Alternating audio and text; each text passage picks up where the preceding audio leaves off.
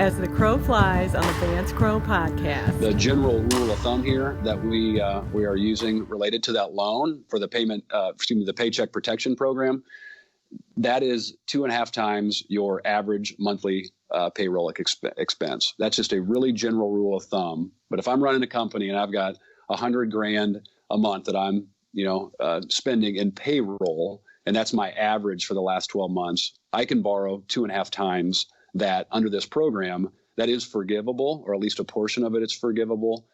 Very limited information is required to get that in place. We just have to check the boxes, as we say, just to make sure that they do have the appropriate loan size in place for them.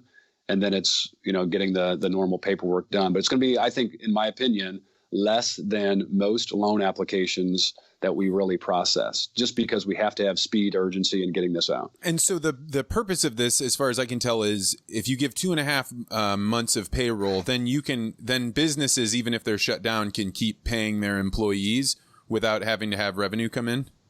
Yeah, the way I look at it, again, right or wrong, this is the way I see it, is if I own a business and I got to start laying people off, they're going to get on unemployment. This program is built so that, those decisions don't have to be as abrupt. We can keep people employed and we can keep paying them. And these dollars that we're receiving under this program allow us to do that. But we can also spend that on other things besides payroll. We can spend it on keeping the lights on, our lease or our mortgage payment on our building. And then, for the forgivable nature of it, it's going to be looking at how you're using and spending those dollars, and those dollars don't have to be repaid under the program.